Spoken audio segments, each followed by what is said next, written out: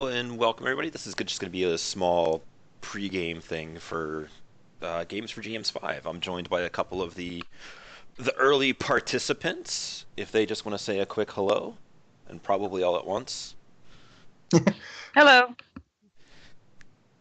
Hello. All right. Um, Hi. we started talking before I started the recording a little bit about technomancers and some of the opinions of them, and I believe somebody started off with how gimped they were. Yeah, so that was me. I'm playing Grist right now. So the ugly orc down there at the bottom. Um, I was just saying that they've released some unofficial or provisional errata now that Patrick over at the forum, the official Shadowrun forums, is starting to do the volunteer work. But before they released that, which adjusted the drain codes, or not the drain fading, I guess, because they're technomancers, you could knock yourself out doing like three or four like technomancer powers at a decent like power level because almost every action had it was fading +3 or +2. There was none of the force -3 like you get from a lot of mage spells. So they could barely do anything before they did the adjustments on that. See, I always felt that technomancers were fine. People just needed to stop playing them like deckers. And that's I would have to kind of agree on that. like the fading, yeah, was maybe out of control a little bit, but at the same time, like when you come at a problem not directly, it kind of removes some of that stuff. And when they got Skin Link back, oh man, Yeah, I guess there is that. you just have your local troll lift you bodily to tap a camera and go to town. Yeah, I mean, actually, the Technomancer in my group's a paraplegic, so they decided, for whatever reason, instead of getting a wheelchair, to sit around in a dustbin. Just got to put some wheels on it then. Oh no, it's the robotic dustbin, the one from Rigger 5. So he drives around in a Roomba. Yeah. I was just like, The all right. Sometimes people do weird things, but whatever works, right? Right. I mean, it that was they went with that one after um the whole idea of them fitting inside of a what is it? It's the Neonet Juggernaut was shot down because I'm pretty sure they're not going to fit inside of that Yeah, while it Plus, still works as a robot. have fun walking around in that. Like even the book, the fluff text in the book says that thing is useless. Yeah, right. it's like do do do do do do do do. I think maybe it's they have like I think Bull is one of the people in the book that comments all the time, and Bull is basically like this thing's an oversized paperweight. I think that might have been Clockwork on that one. But it's possible. I know it's one of them. It's just Yeah, it's Clockwork. I got it right in front of because me. it's huge. You can't even like go upstairs. It'll crush floors and stuff if you're not in like the right building. So it's like It, Ed 209. it's terrible. Nah, that's right. But It's great if you want to throw it at your players and just have a ton of them held by some army or something. to have it be a Great. giant. Um, Ah, gonna have to mute that. there he is. Good morning. Good morning. We were talking about how much GMs hate technomancers. See, the thing is that I love technomancers. I just hate when people play them. I love using them as opposition because I don't have to worry about my players looting hundreds of thousands of Nuyen of Cyberdeck. Right. Yeah, fair, fair. Anyways, I literally just got out of bed. I'm gonna grab breakfast Yeah, and be go. back in a few minutes. You got a few minutes. We're How just much time we chit got? chatting. Yeah, Um, I'm gonna grab myself something real quick too, guys. Be right back. But like similar to mages, I like to cheat with technomancers in opposition, and like if I need to ratchet things up, it's like, oh look, a sprite appears. Because you have no way of really knowing if sprites are involved before they become involved. Yeah, I mean that's an easy. That's one of the benefits of being the GM, though, right? Because I mean, he could have pre-summoned it, so it just comes like you are or not summon. I guess compile is the word. I'm not. I know only a small amount about like that's one of the areas I'm weak on is some of the Matrix and like Technomancer stuff. I only know. I thought they were gimped. My comment mainly came from the fact that there is somebody in my group who plays a Technomancer. He complained before they changed the codes about it being gimped. So like you, it's a matter of leverage and proper application of force. If you go at it as like I'm only gonna technomance things, you're gonna knock yourself out all the time. Just like a mage who's like, I have a problem? Magic. More problems, more magic, and just keeps applying it and not going about anything else. So like with the Technomancer, you pre-compile a sprite and you have it.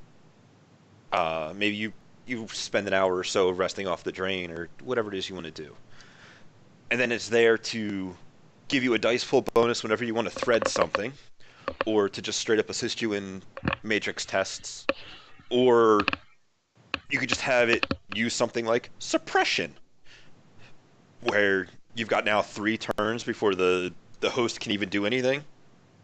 So you're like, suppress the host, crack that file, get what you're here for, get out, and the host hasn't even launched ice yet.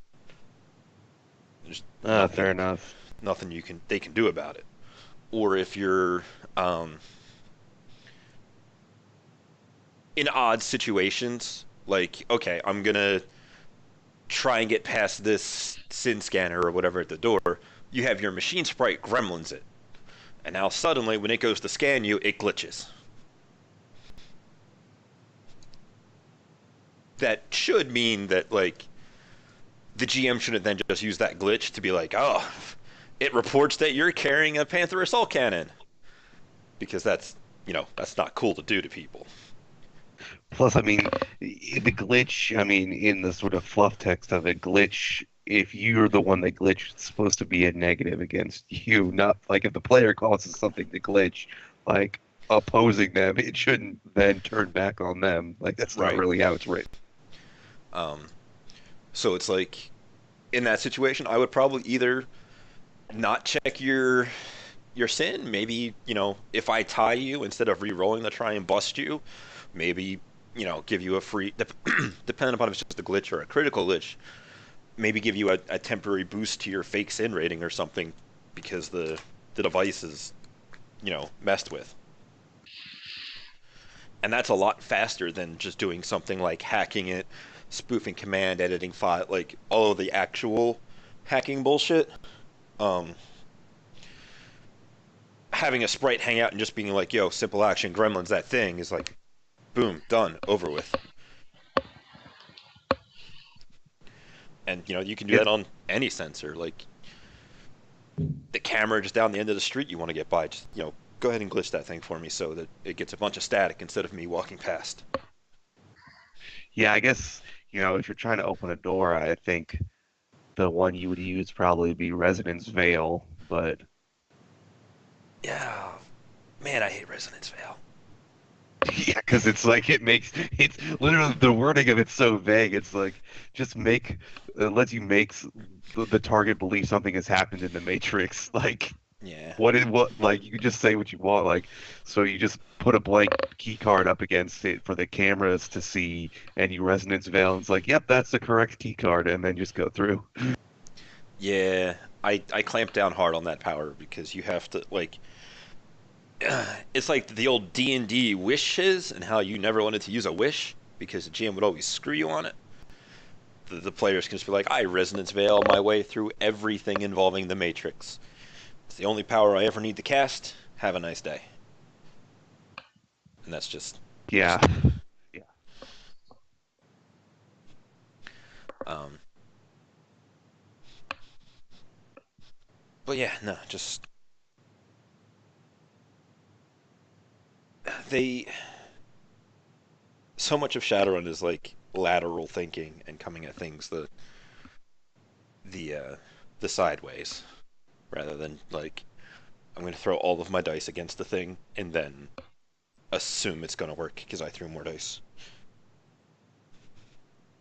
I mean, I think that's one of the key ways to look at it. Plus, I think that's what makes it fun because, I mean, it's pretty easy once you learn the rules to make a character with an absurd dice pool for a few actions, even at character generation. But you can do a lot with less dice if you just think about it a little bit. Yeah, and that's before even getting into social engineering and that kind of stuff, which gets super crazy the amount of stuff you can do. There was somebody on the Reddit, you guys may have seen this, that was like wanted a sneak suit to sneak around places, and it's like, well, you're doing it wrong.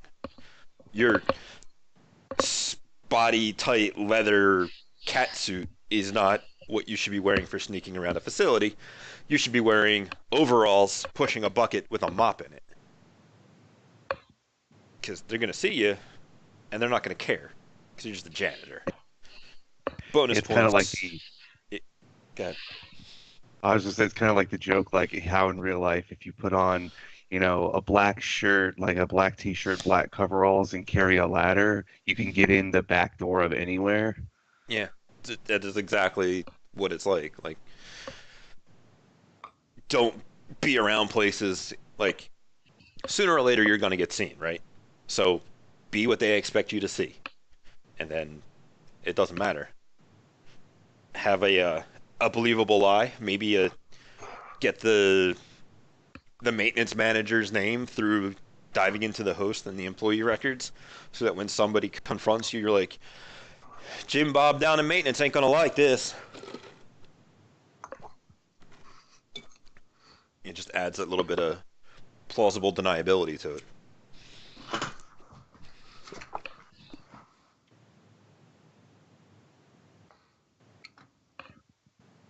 Yeah, I mean, it's always I think that because I think that sometimes what happens with Shadowrun is because a lot of people, I think, have only played it or come to the tabletop game after having played the video games at least recently. They they video game knowledge it in their head a little bit, and they don't think about like the social aspect of being a face or anything. They're just like video game knowledge, get super sneaky and run around. There's there's so much more than that too. There was a run that a buddy of mine did on the hub for a while. It was just a simple bounty run. Go into a facility, retrieve asset, but it was like an MCT zero zone. So it was super no bullshit, no screw ups. First team was like looking into it, and I think somebody got arrested and then retired because of it, because of something they did. Second team went and did some recon and decided, like, you know what? No. But in their recon, they had found out that there was um, like a sewer system that was over there underneath of it, but at their property line, it had been blocked off with a bunch of rubble. So when my team went, we discovered that, and it's like, okay, here's what I'm going to do. I'm going to go rent a boat to go fishing. I'm going to go down to the Home Depot, buy a wheelbarrow, a couple of shovels, and some basic lawn and garden equipment. I'm going to get it on the boat, take it over to the island, and we're going to spend a day or two digging. And that's what we did. And we was like, all right, we're through 3 foot of dirt blockage, and go up to the building, crack it open from the bottom with a little bit of explosives, and get in and get out. Run like hell. But it's like, just because there's a dirt blockage there doesn't mean that you can't go around it. You don't have like a digging skill on your sheet, but how much skill do you need to use a shovel? None. Well, not quite none. I think there was somebody with like some industrial engineering or something, so that we could put up like 4x4s to brace ceilings and all kinds of other uh, stuff. But That's all you really need. yeah, Hell, any of the engineerings would work for that. probably. And Shang says that the term is mall ninja.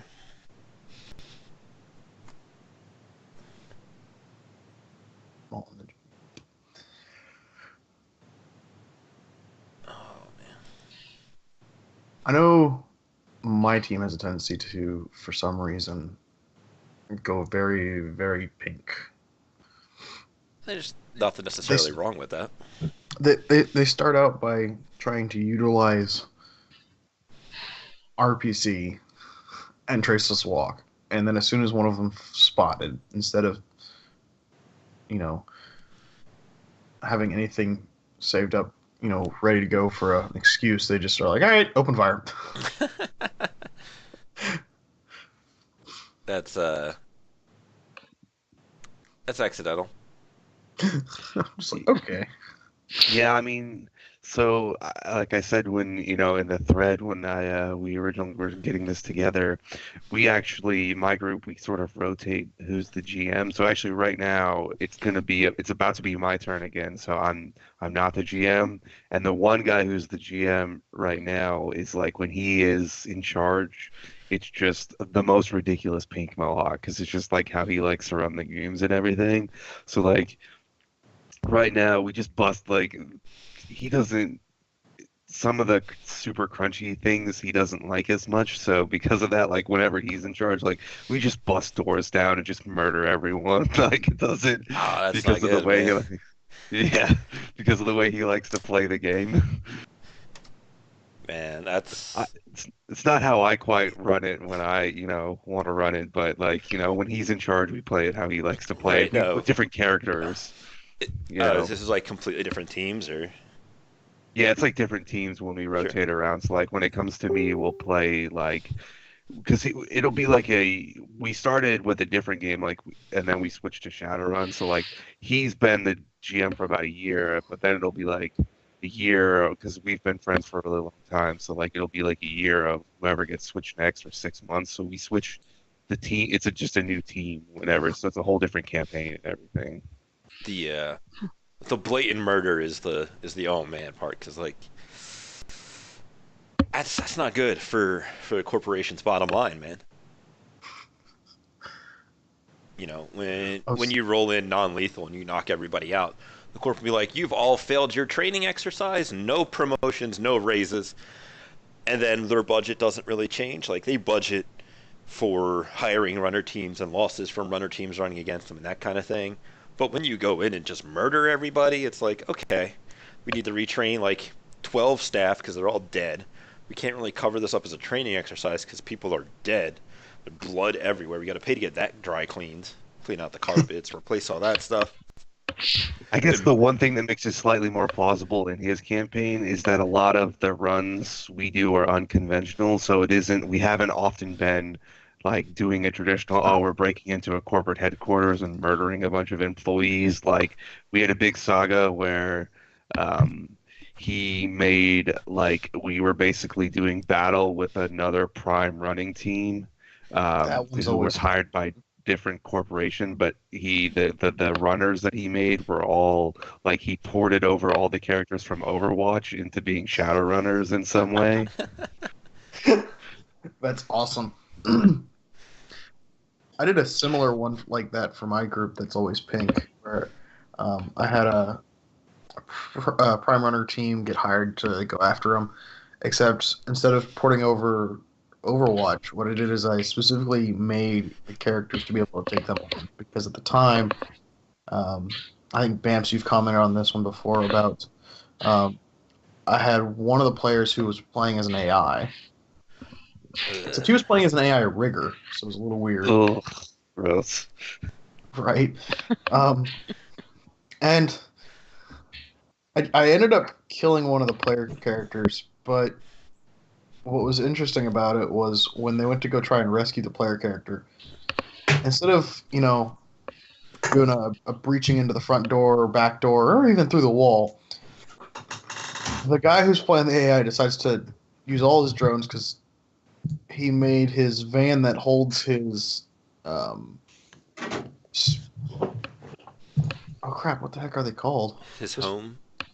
No, it's not. Well, his home is in there too, but no, I'm trying to think of the drones that he had. They're in core, but I'll find them here in a second. But all of his drones were in vans, and it had freaking secondary Propulsion. Secondary propulsion helicopter, and I was like, seriously?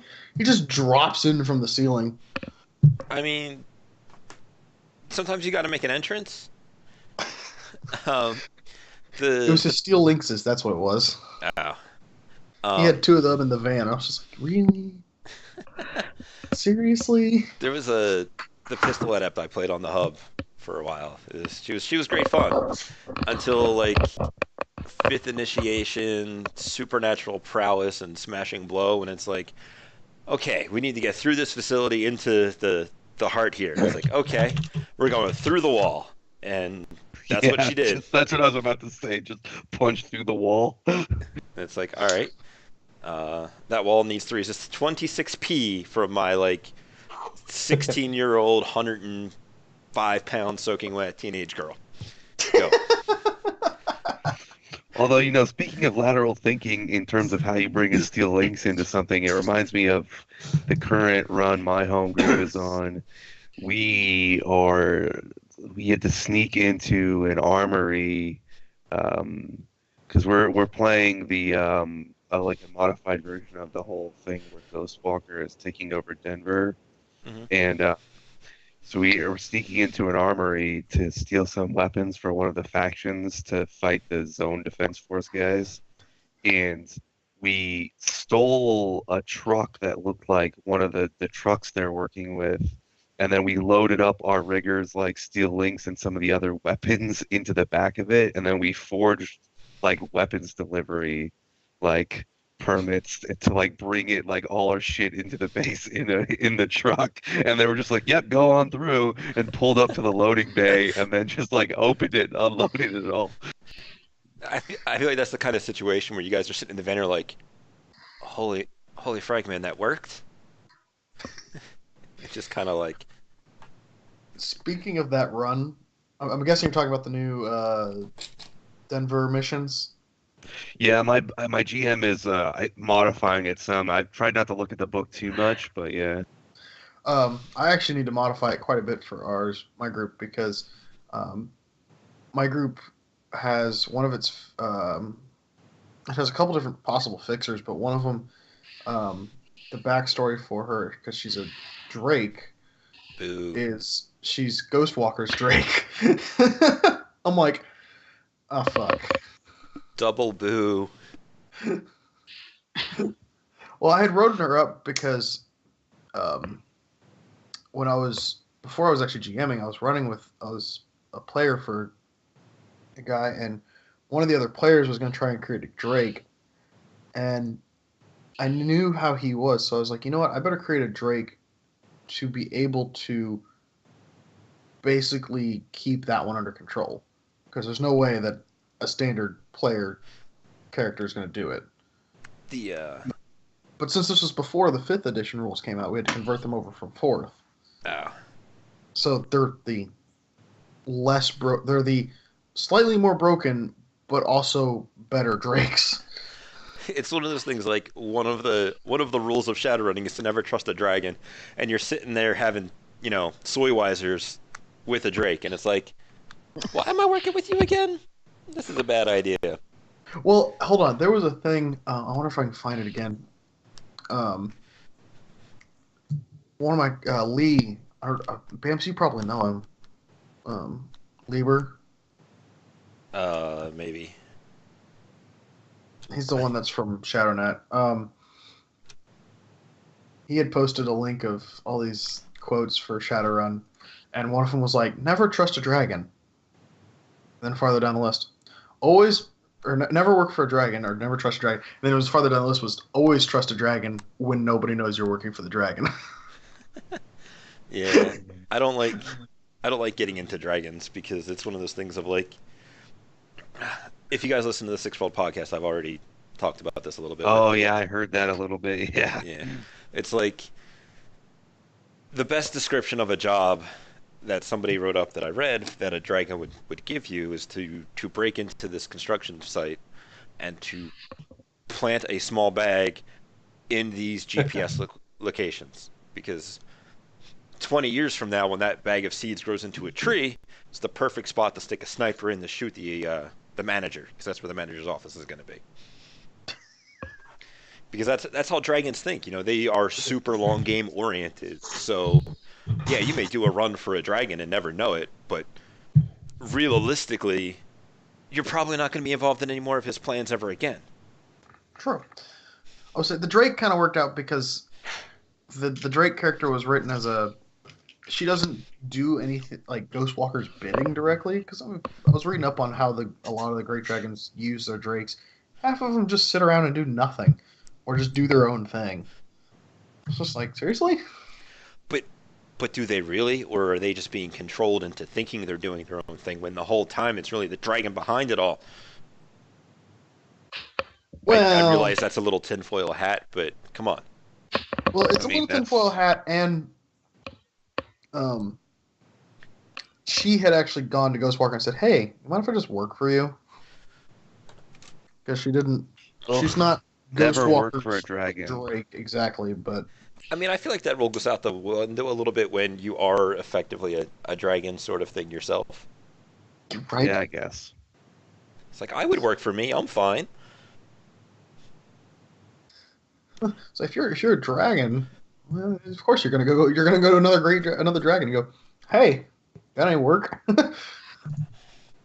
Unless you're a spy from another dragon.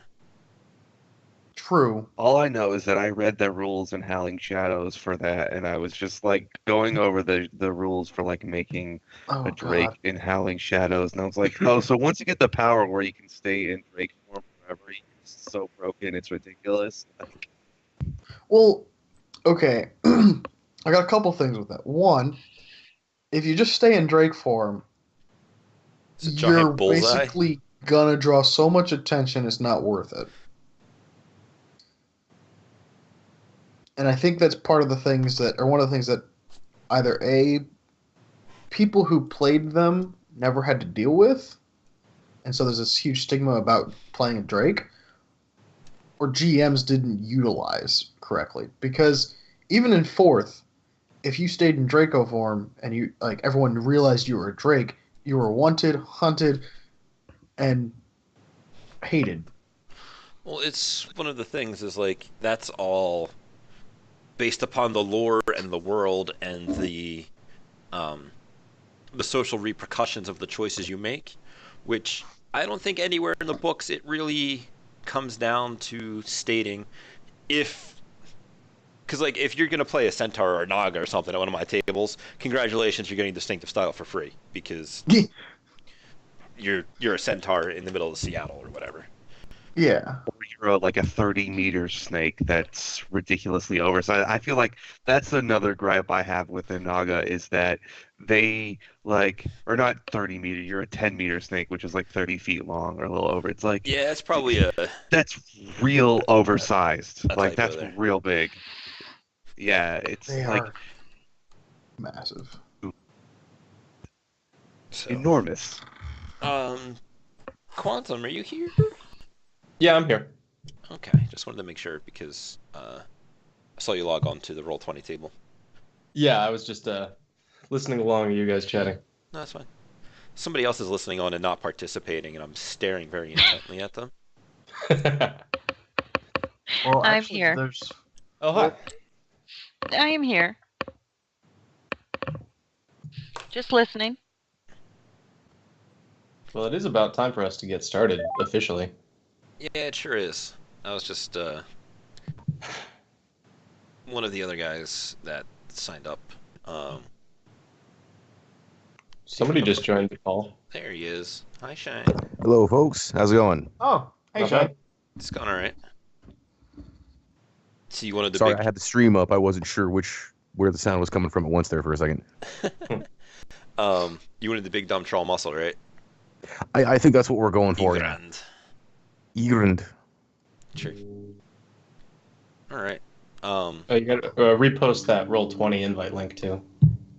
Oh yeah, that's the thing. I don't know if you saw it. Copy message. Is everybody but me East Coast? Mm. No, I'm West Coast. Okay, Ooh. so Yeah, I'm not same the here. only one that had to roll out of bed early to get here. No, All right, cool. I did too.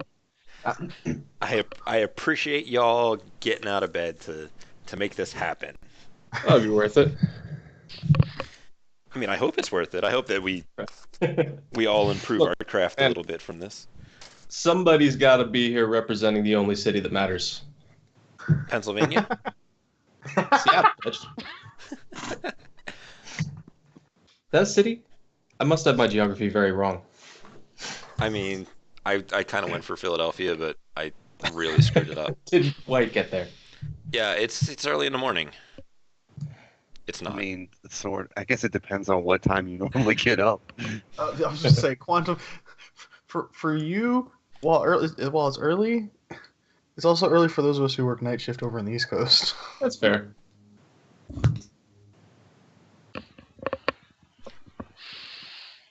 Shank's having trouble with Roll20. Yeah. That's because Yeah, that happens from time to time. I quoted the thing incorrectly, Oh, good job. where it had Oh, like. you put your name into it. Look, not everything revolves around you. Clearly, you've never been to the Shadowrun subreddit because it does. It does, doesn't it? Jeez. So, I'll let him get on and get settled, and give everybody a moment to grab a drink, and then we'll get started. Yep. And Oh, I need to figure out how to turn off the stupid pop-up messages from Skype. then our last guy's actually gonna. So we're gonna go with a 6-man team today, which is fine. Okay. I've had worse. Yo, Shank, that is racist to say Trog. And I intend for that to come up at least twice today. All right, so our last guy needs a moment to Yep. to settle his computer, which is fine. But saying Trog gives me the opportunity to talk about one of my favorite things in Shadowrun, and that's racism. Oh, yeah. Man, do I love racism in Shadowrun.